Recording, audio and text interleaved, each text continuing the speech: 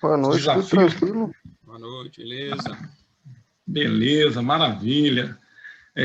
Os desafios de sempre, né, galera? Mas graças a Deus que a gente está caminhando, né? Deus está cuidando da gente, a família está cuidando da gente e as coisas vão andando, né? O que não anda, a gente tenta se virar. Pessoal,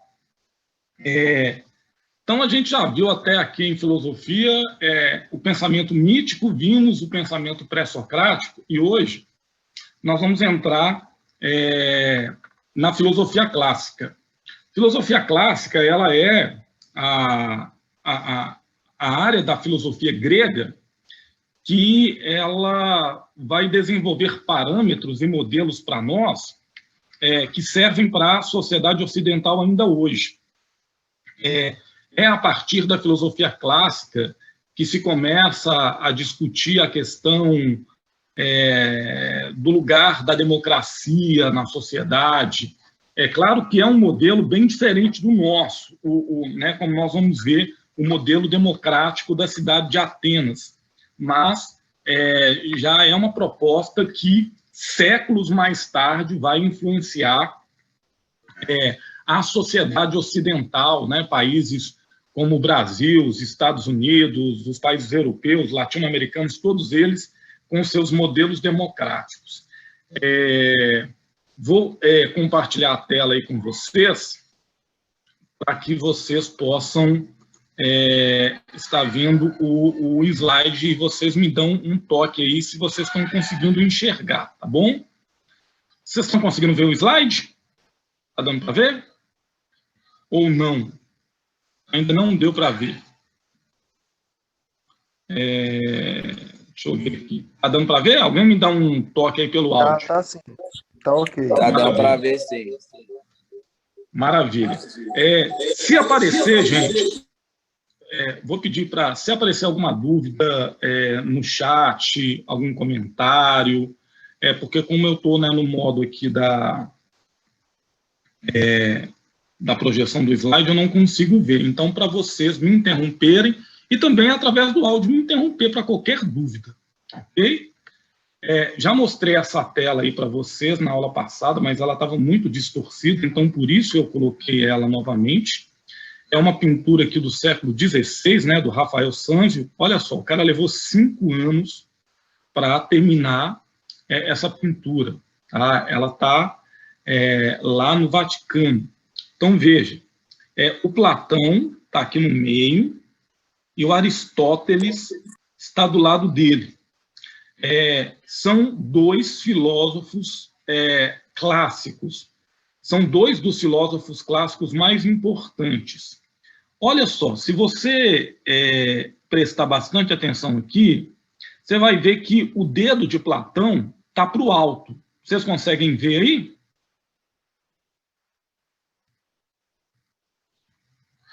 Sim. Sim. E o Aristóteles, ele está com a mão estendida e a mão com a palma virada para baixo, né? E ele está segurando um livro. Bom, o que isso está querendo dizer para nós aí no quadro, né? Apesar de Aristóteles ser discípulo de Platão, que eles discordam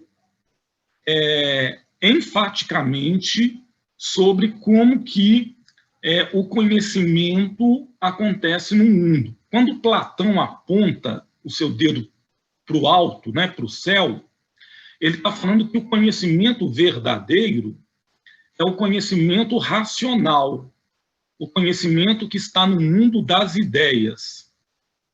Ok? Nós vamos ver isso depois em Platão. E o Aristóteles, quando ele coloca a mão estendida com a palma virada para baixo, ele está dizendo assim, nada disso. O único mundo que existe é o nosso mundo, é um mundo natural. E nós começamos a desenvolver o conhecimento através das coisas sensíveis. As coisas sensíveis das quais Aristóteles fala, galera, elas não têm nada a ver com sentimento, tá? Porque às vezes a gente confunde, né? tem aquelas expressões que às vezes a gente usa, né? Nossa, essa pessoa ela é sensível demais, porque qualquer coisa ela chora, ela é emotiva, mas não tem nada a ver com isso. O que o Aristóteles está dizendo, quando ele fala que o mundo natural, o conhecimento é desenvolvido a partir das coisas sensíveis no nosso mundo, é que nós aprendemos primeiro através dos 5 sentidos humanos: o tato, o olfato, o paladar, a visão e a audição. E aqui tem uma coisa muito legal, porque geralmente, né, o Aristóteles, ele meio que já desconstrói na nossa cabeça essa coisa errada que a gente tem de achar que aprender só tem a ver com escola. Qual que é o lugar de aprender? É lá na escola, né? Não. Desde que nós nascemos, nós, de acordo com Aristóteles, estamos aprendendo, né? Nós aprendemos quem são as pessoas mais próximas de nós através do estímulo visual, do estímulo auditivo, o toque das pessoas, né? O toque das pessoas pode nos ensinar muitas coisas. Pode nos ensinar a respeito de afetividade, de acolhimento, mas também, né, o sentido do tato, que tem a ver com o toque, pode nos transmitir a ideia da violência. Então, olha só, o tempo inteiro nós estamos aprendendo, com o sentido da visão que nós vamos, aos poucos, aprendendo aquilo que nós achamos belo ou não tão belo. Com o paladar, nós vamos aprendendo ali aos poucos, através da experimentação, da bebida, da comida, aquilo que a gente mais gosta, né? Tem gente que ama doce, e tem gente que prefere comida salgada, né? Tem gente que nem aguenta ouvir falar em quiabo, e tem gente que é apaixonado com quiabo, né? Então, olha, tudo isso são aprendizados, ok? Então, é disso que o Aristóteles está falando aí, né, quando ele está com a palma da mão virada para baixo e dizendo, olha, o mundo natural é o único mundo que existe, não tem isso aí de mundo das ideias, e antes da gente desenvolver o conhecimento racional, né, antes mesmo da gente ser capaz de raciocinar, de organizar as ideias, a gente está aprendendo através dos sentidos humanos. Platão jamais aceitaria isso, por quê? Porque, para ele, os sentidos humanos, eles são enganosos, eles podem... Não é que eles enganam a gente o tempo inteiro, mas eles não são 100% confiáveis. Por isso que Platão faz uma crítica aí ao seu aluno, ao seu discípulo. Então, o que o Platão está querendo dizer com isso? Galera, é o seguinte, ó. Não sei se você já teve esse tipo de experiência, né? Vamos imaginar que você está num lugar, você está na rua, ou, sei lá, você está mesmo num shopping, em algum lugar. Você está andando e você vê uma pessoa 10 metros ali à sua frente. Olha, o sentido da visão. E você começa a chamar lá o nome do seu colega e a pessoa não atende até que você resolve correr em direção a ela. E quando você chega lá, a pessoa olha assustada para você e você finalmente, enxergando ele mais de perto, vê que não é a pessoa. Eu não sei se você já teve essa experiência, né? Eu já tive um tanto de vezes, já dei um tanto de manota assim. Qual que foi o sentido que me enganou? Foi o sentido da visão, né? Eu pensei ter visto... Eu acho que todos os sentidos enganam. Visão, ouvido, cheiro, paladar. Nenhum são confiáveis. Você consegue me dar um exemplo aí de como, por exemplo, o sentido da audição poderia te enganar? Espera aí que eu vou arrumar meu áudio aqui, que dá ruim pra caralho.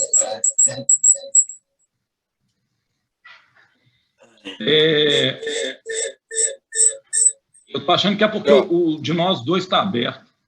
Fala aí. Aqui, ó, Melhorou. Vou falar um exemplo. Tipo assim, o áudio.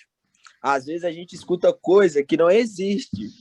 Eu acho que ali o sentido da audição está enganando a gente.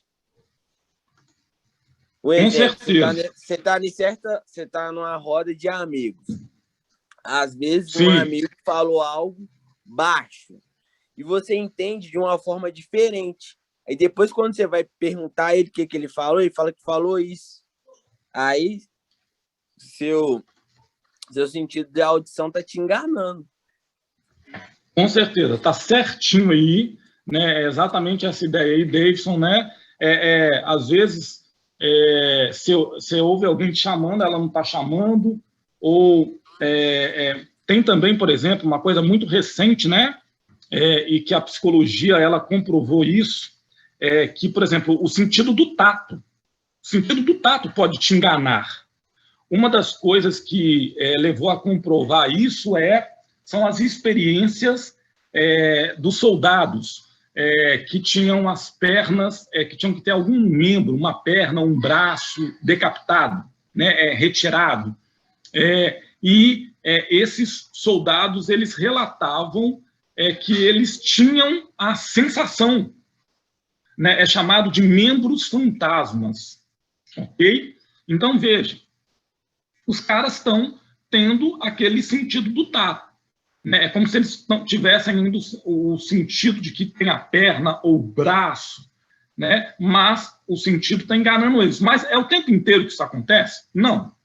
Ok? Mas o Platão, né, ele vai dizer assim, bom, mas se acontece uma, duas, se acontece alguma vez, a gente não pode colocar a nossa confiança em um tipo de conhecimento que ele pode falhar, né?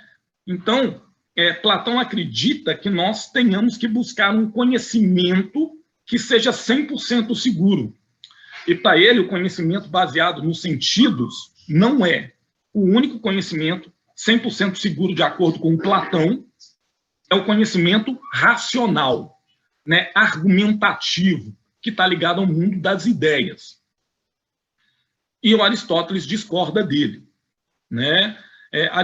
Veja que Aristóteles, em momento nenhum, está negando que os sentidos humanos eles possam criar falsas experiências aí para nós. Mas, professor, sim. Aqui, deixa eu perguntar de novo. Aí que quando a gente acontece um déjà vu, tipo assim, você sonhou que estava, exemplo, numa praia, mas isso aí tem muitos anos que você sonhou. Aí você acaba, chega na praia, aí você lembra da mesma forma que você sonhou a imagem. Aí tipo, você fala, não, parece que eu já tive aqui. Isso também tem relação ao sentido? Cara, você sabe que isso aí vai ter uma série de explicações, né? Então, por exemplo, as religiões que elas são de matriz... elas têm uma matriz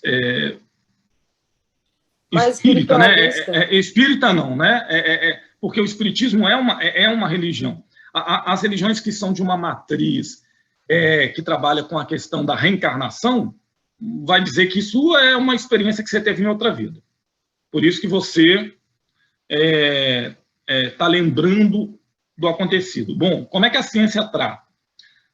A ciência trata o déjà vu como não está ligado à sensação, não, tá? Aos sentidos humanos, não.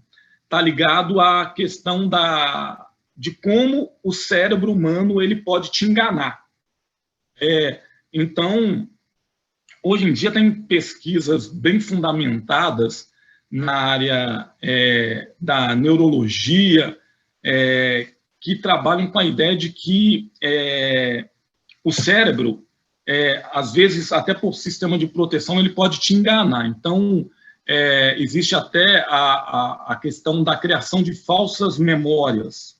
Às vezes, um homem ou uma mulher insistem que tiveram uma experiência, e aí isso, na verdade, é uma memória falsa que foi criada por algum motivo. Ok? Então, isso é bem recorrente aí e é mais comum acontecer do que a gente imagina, tá?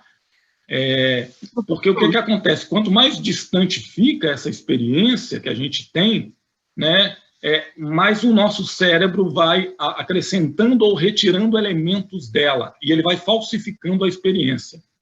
Pode falar, Fê.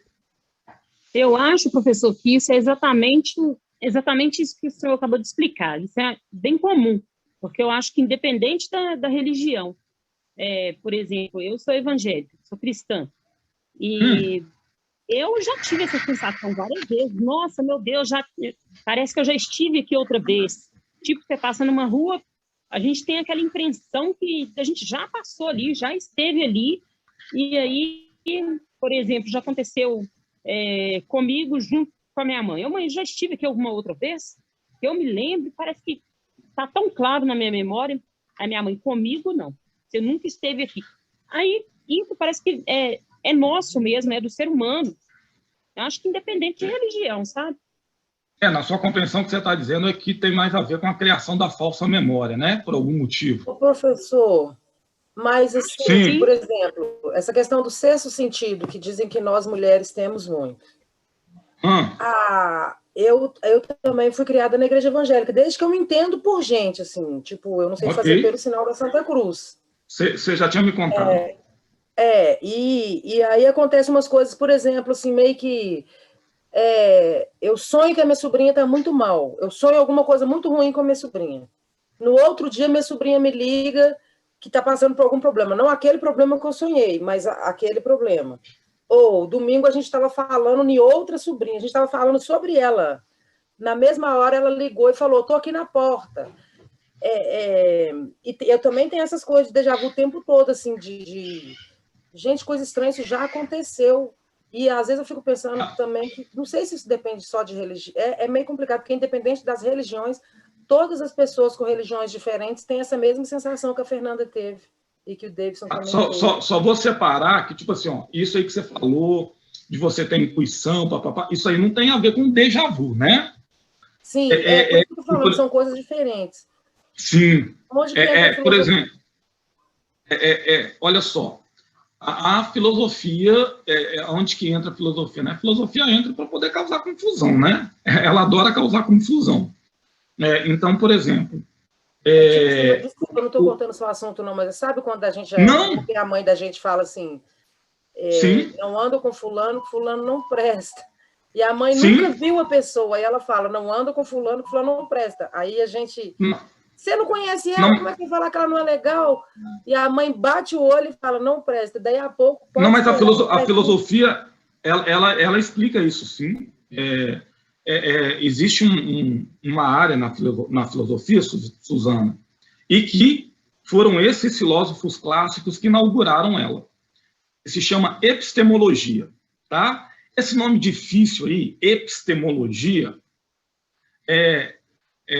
traduzido significa teoria do conhecimento. Então, a ideia da epistemologia, que é uma área da filosofia, é explicar como é que os seres humanos aprendem. Ou desenvolver várias teorias sobre o conhecimento. Okay? Então, por exemplo, existe um tipo de conhecimento. Então, existem vários tipos de conhecimento. O conhecimento religioso, o conhecimento racional, o conhecimento científico e um conhecimento chamado senso comum. Ok? Então, a filosofia fala do conhecimento de senso comum. O que é o conhecimento de senso comum? É um conhecimento que ele não tem comprovação racional, ele não tem comprovação científica, mas por uma série de vivências, de experiências que a pessoa tem de vida, né? Olha, ela vive ali naquela comunidade, ela vive ali naquela cidade, ela passou por tantas coisas, por tantas dificuldades, venceu tantas situações, que ela adquire uma certa experiência, uma certa sabedoria, e ela consegue, né, o nome, né, a religião da Suzana chamaria de discernimento, ok? É o termo que está aí, e a religião da Fernanda, né? É o termo que está aí no livro, no livro sagrado dos cristãos, ok? Ô, professor. Peraí, David, só para mim não quebrar o raciocínio. Peraí, só para mim não quebrar o raciocínio. Então, o discernimento é o que vocês estão chamando aí de sexto sentido. Ok? A pessoa, por causa de uma série... Mas não é uma coisa que surge do nada, tá? Às vezes a gente acha que é do nada, é que a pessoa já tem... Ela pode errar, mas ela já tem uma certa experiência de vida e ela bate o olho numa pessoa e fala assim, ó, essa pessoa é bacana. Não é assim, Suzana? Ó, essa pessoa não presta, essa pessoa não é legal, não serve para você andar.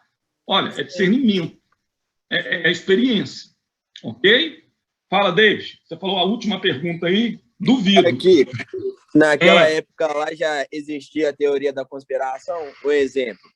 Tipo, igual você fala aí do Estoff, qual que é o nome desse cara aí? Eu nem sei falar o nome dele. Aristóteles. Ele já, lá naquela época já existia a teoria da conspiração, eles acreditavam em uma coisa que não existia, ou acreditavam Eles não acreditavam, você já falou que eles não acreditavam no sentido totalmente, né?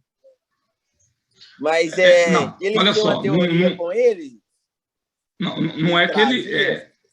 olha só, quando o Platão diz que os sentidos humanos não são 100% confiáveis, olha só, é verdade. Eles não são 100% confiáveis. Quer dizer que eu não vou usar eles? Nada disso, eu vou continuar usando eles. Eu tenho que saber os limites que eles têm. Assim como o raciocínio, a razão tem seus limites, a ciência tem seus limites, toda forma de conhecimento tem seus limites. Bom, mas tentando responder a sua pergunta aí, eu não vou chamar o que acontecia na época de teoria da conspiração. Então, se a resposta, se fosse, né, responder de uma forma muito direta, não. Mas existem homens geniais naquela época que eles são vistos, mesmo pelos seus pares, né, por quem é pensador como eles, como pessoas loucas, porque o que eles estão propondo é tão revolucionário, é tão grandioso para a época que eles são tratados como loucos. Como, por exemplo, um filósofo chamado Aristarco.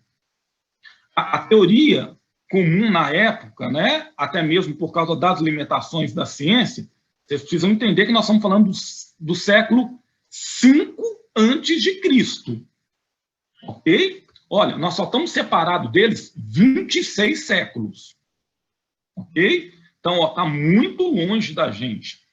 A ciência moderna levaria ainda 20 séculos para ser desenvolvida. Esses caras, eles não têm a ciência à disposição deles.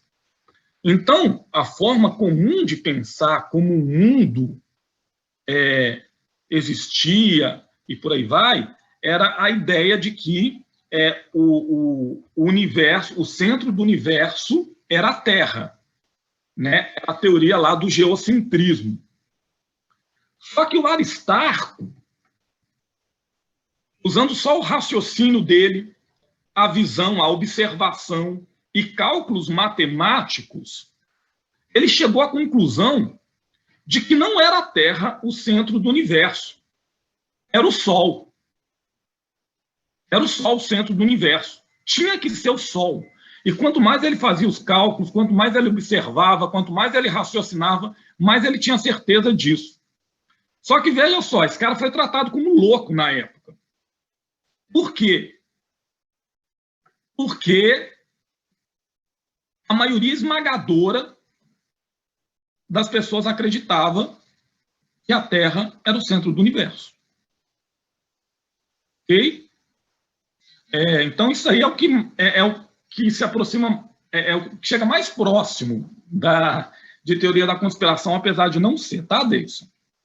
Bom, então deixa eu voltar lá, deixa eu projetar aqui para vocês. Vamos lá, cadê o slide? Aqui. Tá dando para ver aí, não tá? Olha só. O que acontece, então, no século V a.C., né? Você tinha uma Grécia antiga que era muito rural e que, de repente, ela se torna urbana. E tem um deslocamento dessas regiões mais rurais lá para a cidade de Atenas. E é nessa cidade que, pela primeira vez na história humana, conceitos tão importantes e pelos quais nós lutamos ainda hoje, porque muita gente não é cidadão de uma forma plena, vão surgir, né, como a ideia de cidadania e de democracia. É lá na Atenas antiga que vai surgir, que vão surgir esses dois conceitos, né? O conceito de uma pessoa ser cidadão e o conceito de um modelo político novo chamado democracia, né? Então, esses filósofos aí como Sócrates, Platão, Aristóteles e os adversários deles, que são chamados de sofistas, eles não estão interessados nos temas que vinham sendo discutidos até então. Eles estão interessados em discutir as questões sobre o homem, a moral, a política, essas questões que são importantes para eles, porque é a questão da ética, da moral, da política, de quem é o homem, da sua importância, são elas que vão reforçar as questões da cidadania e da democracia. Bom, vão ter 4 coisas aí que vão ser fundamentais para fortalecer, né, ou que serão características da filosofia clássica, tá? Do mundo grego na época da filosofia clássica. Pessoal, qual foi o período da filosofia clássica? Foi do século V a.C. até o século III a.C. Então, a gente tem a moeda, né? A moeda vai surgir. Até então, não tinha moeda. Você tinha que usar um produto e trocar por outro. E, quando a moeda surge, vai ter um equilíbrio lá nas relações econômicas. Porque, para vocês terem uma ideia, gente, soldados romanos, muitas vezes eles eram pagos com sal, né? Era o pagamento deles. E aí eles tinham que trocar por outros produtos. A moeda fez surgir o equilíbrio nas relações econômicas. Então, agora eu podia dar preço, eu podia dar valor para os produtos.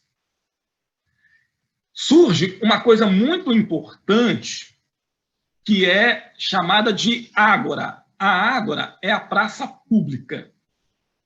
Agora, tenta tomar cuidado para você não pensar na praça pública perto aí da sua casa ou nas muitas praças públicas que você já viu em Belo Horizonte, né? Onde a pessoa vai ali para poder caminhar, para poder conversar, para poder trocar uma ideia. Nada disso. A ágora, a praça pública lá em Atenas, é um local para onde os cidadãos, não era qualquer um, não, eram os cidadãos iam para debater. Ok? Então, lá na Atenas antiga, a ágora, a praça pública, era lugar para debater, para confrontar ideias, para um apresentar o argumento e tentar derrubar o argumento do outro. E quem é que vencia esses debates, né? Quem falava melhor, quem argumentava melhor, ok? Uma outra coisa que surge nessa época, né, são as leis. Isso aqui é muito importante, porque até então, lá na Atenas, lá na Grécia Antiga, como é que as coisas funcionavam? A questão do poder, a questão de quem você era, do respeito que você tinha na sociedade, tinha a ver com a família onde você tinha nascido, né? Se você nascesse numa determinada família, você tinha direitos. Se você não nascesse nela, você não teria direitos. Então, era uma coisa hereditária, que era passada de pai para filho. Quando isso é substituído pelas leis, significa agora que os cidadãos, né, todos os cidadãos, eles são iguais perante a lei. E então, os cidadãos, né, sendo submetidos às leis, eles vão, orientados por essas leis, governar as cidades gregas, né? Polis é uma palavra grega que significa cidade-estado, ok? Só quem é cidadão é que pode ajudar a governar a cidade-estado onde ele mora. Como, por exemplo, só os cidadãos atenienses poderiam ajudar a propor leis, a governar a Atenas antiga. E isso tem super a ver aí com a democracia, né? O que é democracia, né? Toda vez que eu leio essa definição, eu lembro da Mafalda rindo, né? Eu lembro da Mafalda rindo, o governo do povo, né? Porque, no final das contas, isso aqui é uma falsidade. Bom, a democracia, a gente tem um áudio aberto aí. A democracia ateniense, ela é uma democracia direta. A democracia que a gente tem aqui no Brasil é uma democracia indireta. A democracia que nós temos na maioria dos países do mundo é uma democracia indireta ou representativa. O que significa isso? Significa que aqui no Brasil, nós, o povo, não governamos de forma direta. Nós, de 4 em 4 anos, escolhemos os nossos representantes, elegemos esses representantes, sejam vereadores, deputados estaduais, deputados federais, senadores, prefeitos, governadores e presidente, e eles irão, supostamente, nos representar nos cargos que eles ocupam. Bom, na verdade, a gente gostando ou não do que eles fazem, eles representam a gente, para bem ou para mal. Lá na Atenas antiga, a democracia não funcionava desse jeito. Era uma democracia direta. Ok? Então, não tinha intermediário, não tinha representante. Os cidadãos que iam lá para a Ágora debater, argumentar, propor a criação de novas leis e votar nessas leis de uma forma direta. Ok? Bom, o que isso significa? Significa, pensa, a polis grega ateniense, a cidade-estado ateniense, era uma cidade que tinha em torno de 200 mil pessoas.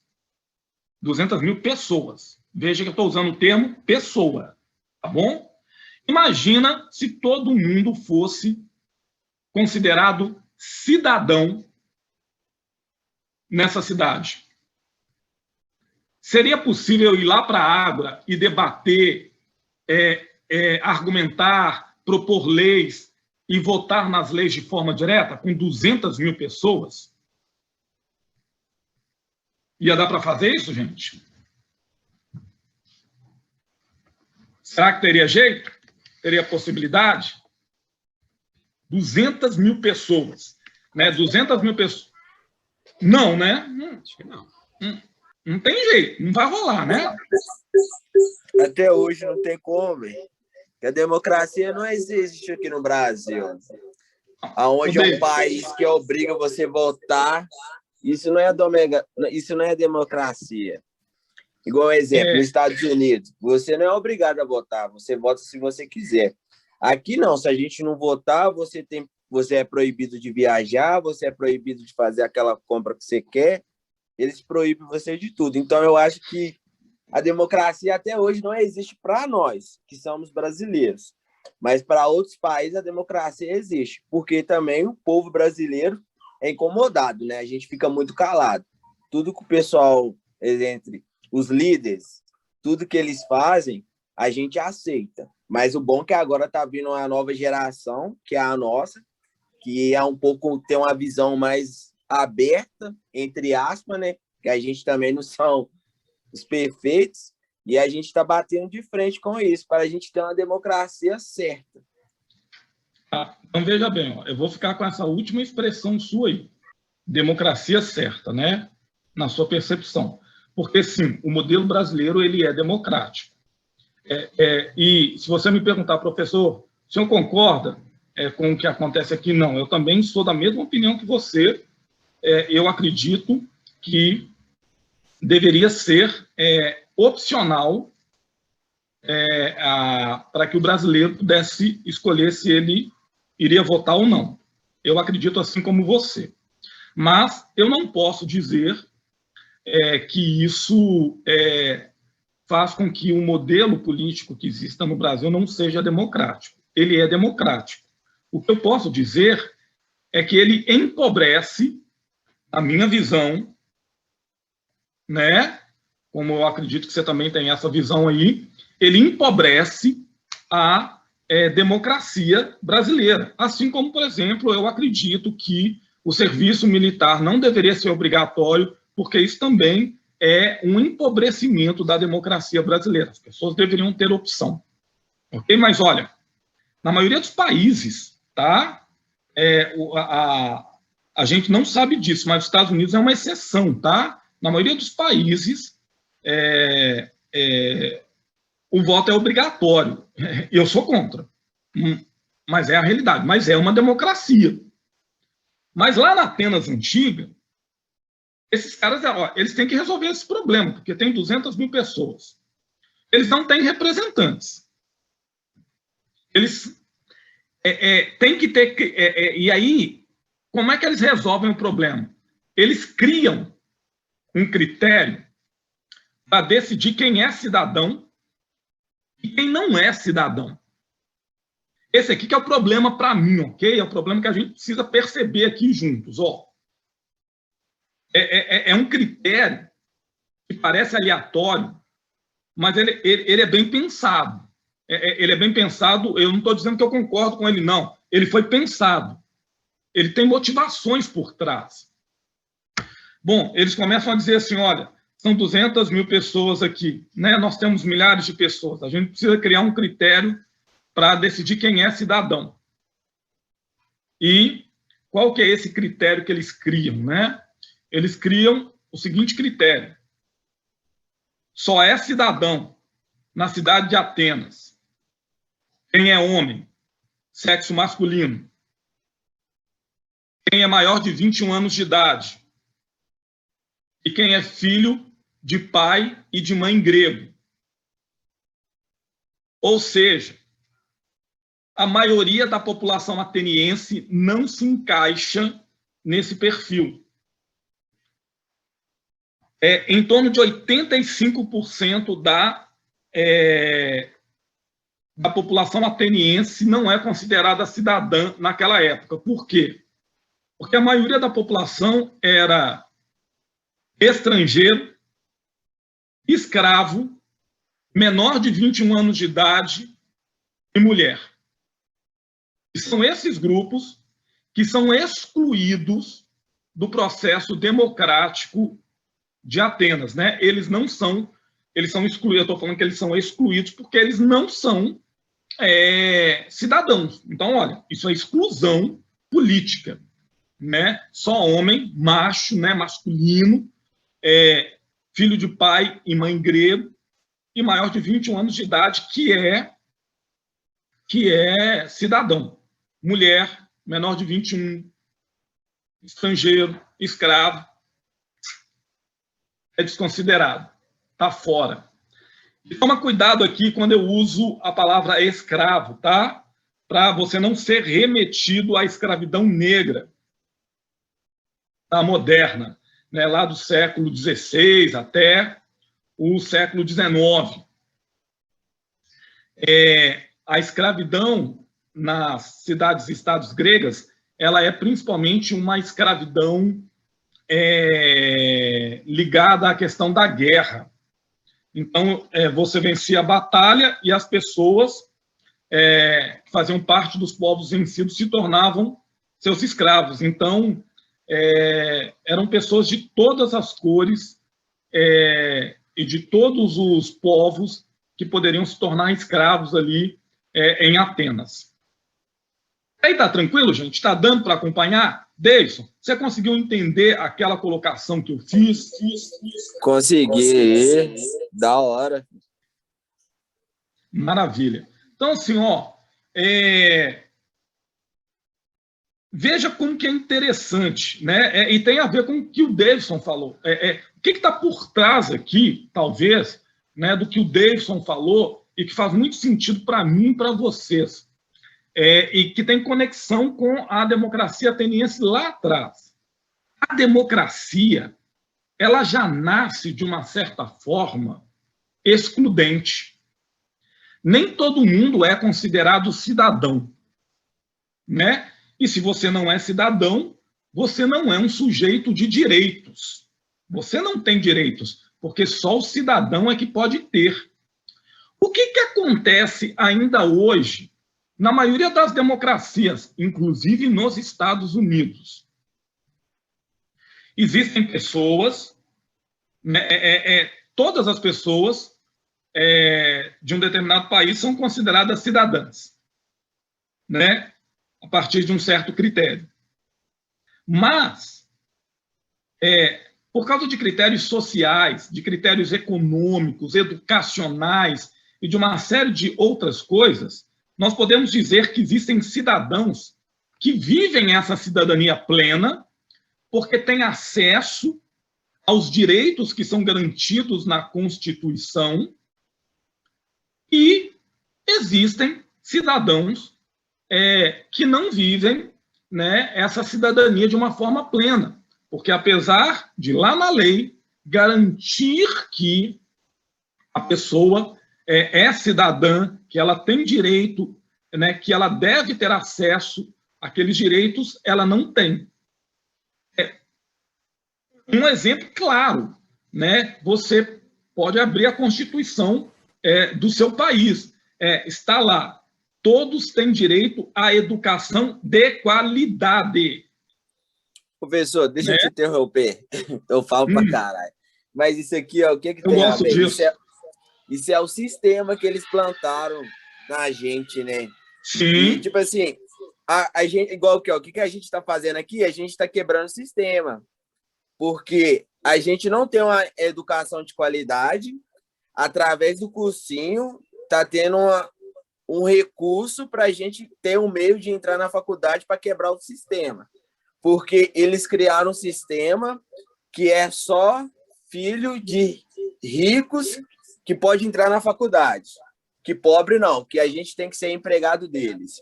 Então, a gente está vindo para quebrar o sistema. Então, esse sistema tem que ser quebrado para a geração futura não passar o que a gente está passando, para eles terem uma educação de qualidade. É tipo a minha visão, a minha opinião. Sim. E o que é importante nesse pensamento, desse processo, é você ter a visão clara. Veja, independente da gente trabalhar para que esse sistema, né, esse sistema corrompido, ele possa ser confrontado, a gente precisa entender que nós sempre seremos uma sociedade de leis. Como é que a gente quebra o sistema, né? Uma das maneiras de quebrar o sistema é obrigar essas leis elas existirem de verdade, elas serem concretizadas. E o que movimentos de minorias, como movimentos ligados à questão negra, movimentos ligados à questão da mulher, à questão LGBTQ+, e tantos outros movimentos por aí, né, trabalham. Aqui não interessa se a Amanda, o Lucas, a Fernanda, o Davidson, o Douglas, quem é que seja, concordam ou não com a prática de vida dessas pessoas. Não interessa isso, olha. A Constituição diz que todas as pessoas que nasceram no território brasileiro ou que se naturalizaram brasileiros são cidadãos e que eles têm certos direitos que têm que ser respeitados. E o que acontece? Muitas vezes, os direitos dessas pessoas não são respeitados. Então, o que a gente tem que fazer? A gente precisa trabalhar, né? É o que o Davidson falou, para mudar o sistema, quebrar o sistema por dentro. Para quê? Para que cada vez mais pessoas sejam incluídas, vozes diferentes possam ser ouvidas, para que possa existir diálogo realmente. Agora, uma ferramenta fundamental, é isso que eu estou falando, saber ouvir o outro, saber dialogar, né, ser tolerante, né, não é ser tolerante com crime, né, se é crime, crime de ódio, eu não vou tolerar, mas eu tenho que saber ouvir o outro, desde que ele esteja dentro dos limites da lei, para poder construir um modelo democrático eficiente, porque o modelo democrático que nós temos, apesar de ser preferível à ditadura, apesar de ser preferível ao totalitarismo, é óbvio, ele é ineficiente, ele é excludente, né? Então, nós devemos lutar para melhorar ele. É o que alguns filósofos clássicos, como Sócrates, fizeram, né? Eles vão perceber que existe um problema interno na democracia ateniense que leva milhares a serem excluídos e cria uma casta, né, de pessoas que são privilegiadas. Era melhor o modelo democrático ateniense do que aquilo que existia antes? Sim. Mas só porque uma coisa é melhor do que o que existia antes, nós, né, como o Davidson tem falado aqui, nós não temos que nos conformar. Nós temos que procurar trabalhar para que exista cada vez mais uma mudança aí de mentalidade. E a gente precisa entender que, como cidadãos, cidadão não tem nada só a ver com votar de 4 em 4 anos. Nós somos sujeitos de direito, nós podemos nos manifestar, nós podemos nos organizar através de ONGs, nós podemos fazer ações como essa que acontece aqui agora, né? Para que a sociedade possa ser um lugar mais inclusivo, um lugar melhor, né? Para que aqueles que não estão a fim de ouvir, eles tenham que ouvir sim, né? Imagina, a questão de poucos anos atrás, nós estamos falando aí de 10, 15 anos atrás, em alguns círculos era impensável a existência da mulher nele, como o círculo de empresários, dos altos cargos em empresas, de professores, a maioria dos professores de universidade eram homens. A questão de 5 anos atrás, 5, 10 anos atrás, você contava nos dedos as universidades, né, que trabalhavam as questões em torno da filosofia e da cultura africana, ok? E isso está mudando hoje. Por quê? Porque as pessoas ficaram sentadas com mordaça na boca, aceitando a sua condição? Não, porque as pessoas foram à luta. E aí, né, o sistema tem que se dobrar. Ele vai se dobrando, ainda que aos poucos, mas ele vai se dobrando. Tranquilo, galera? Deu para levar aí? Deu. Ô, professor, Sim. Eu também acho que, de uma forma bem arcaica, a democracia ela existe sim. mas Sim. eu penso que ela ainda é muito mais escrita do que praticada. Porque, por exemplo, quando você obriga uma pessoa a votar, isso já não é democrático. Mas, por outro lado, por que a gente não tem acesso a informações, por exemplo? Então, vamos supor, eu tenho muita vontade de viajar para fora do país, tenho muita vontade de fazer concurso. Então, eu sei que se eu não votar, eu não consigo fazer nenhuma coisa nem outra. Mas, por outro lado, são as informações privilegiadas. Tipo, se 51% da população não votar, vou dar um exemplo, quando teve as eleições presidenciais, agora a última, nenhum dos dois candidatos me contemplava. Uma, porque eu achava que o Haddad não tinha... Estava vindo dessa coisa do PT estava tão já sobrecarregado que eu achava que talvez seria interessante colocar uma outra pessoa. Mas eu também, mas aí sem desrespeitar o direito, cada um acho que vota em quem quiser, porque o voto ele é livre, mas eu também não queria votar no Bolsonaro. Então, falei, eu vou ir lá e vou anular meu voto. Mas é o fato de eu ter que ir. Nas eleições do ano passado, estava fica em casa, fica em casa, fica em casa, mas a gente, ao mesmo tempo, na eleição, a gente teve que sair de casa. Então, eu achava isso um pouco incoerente. Certo. E aí, tem mesmo com medo que ir lá e votar. Então, você pensa, que democracia que é essa? E aí, a população brasileira, se soubessem, se as pessoas desde o início ensinassem a gente a ler, por exemplo, a Constituição, nós saberíamos que se 51% da população brasileira não votasse, eles seriam obrigados a refazer a eleição toda, e inclusive tirar aqueles candidatos e procurar mais outros candidatos que talvez nos contemplassem mais. Então, às vezes, eu penso que tem a democracia, mas ela é muito no papel, menos nas ações, e é muito interessante para o sistema que a gente não saiba de algumas informações. É muito interessante que não tenha esses movimentos que vocês estão fazendo, que são pessoas que eu imagino que seja voluntário o trabalho de vocês, eu imagino. Então, são pessoas que tiram o seu tempo, que tiveram que, alguns de vocês, eu imagino, tiveram que pagar para estudar, e agora está retribuindo para a gente de graça, com a mesma qualidade de um cursinho profissional, para que a gente consiga burlar esse sistema, sabe? Então, por exemplo, se você souber que R$3, você vai lá no TRE e paga R$3, R$3 quer dizer, tem dias que a gente não tem R$1, mas R$3 é muito... acontece, tem dias que eu não tenho R$1, mas R$3 ele é muito para você ter que ser obrigado a sair da sua casa para anular um voto, porque o voto ainda, infelizmente, é a única forma que eu teria de tentar modificar alguma coisa, de tentar fazer com que pessoas tivessem mais esse tipo, sabe? Que pessoas lá em tribos indígenas, que os índios tivessem direito também a ter um cursinho de qualidade, para que eles também tivessem acesso à internet lá na floresta amazônica.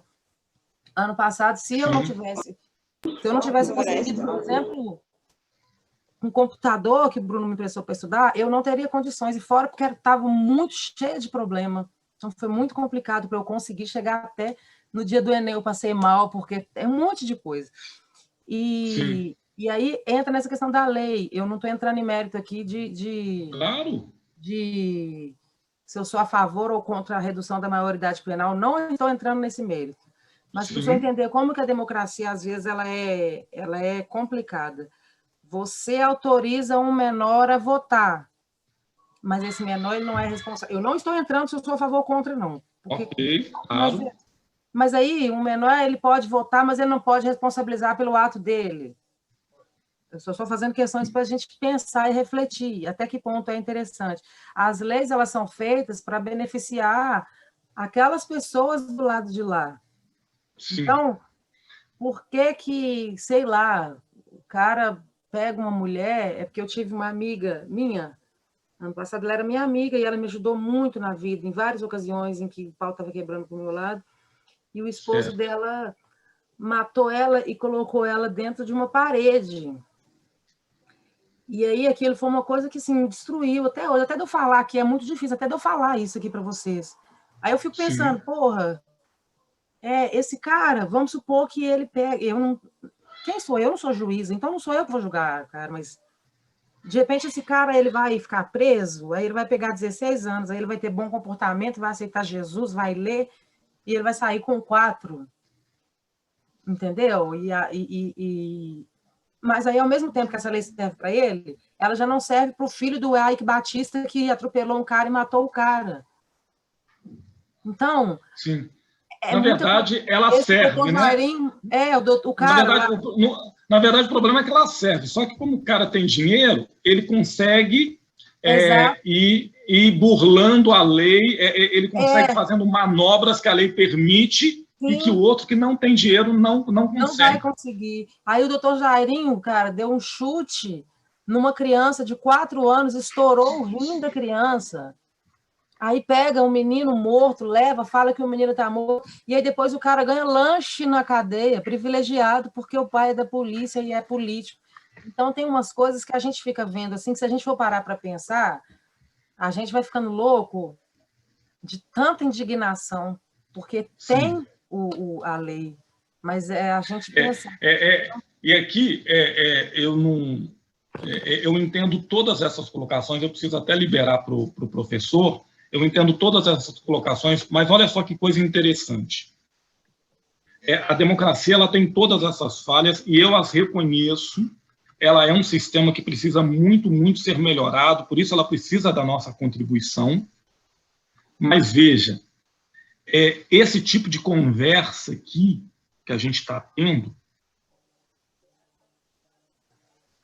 jamais existiria numa ditadura militar ou numa ditadura de orientação socialista ou num sistema totalitarista, porque a gente seria preso ou poderia acabar numa cova, né?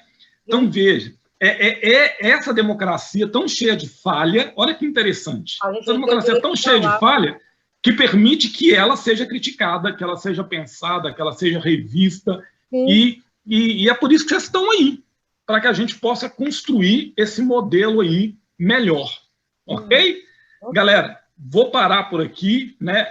O professor chegou aí já, não chegou? Acho que é o Lucão, não é? Cheguei. Lucão, desculpa aí, tá? Deixa eu te achar aqui para te passar o controle. Eu não estou te achando aqui. Eu que agradeço, turma. Eu não estou te achando aqui, Lucão, nas pessoas. Acabei de achar. Ó. Vou te dar o controle da situação aqui, mas eu não tornar anfitrião. Lucão, brigadão. Ótima aula aí para você. Um abraço no coração de todo mundo. Tchau, gente. Tchau. Boa noite. Tchau, professor. Tchau. Tchau. Boa noite.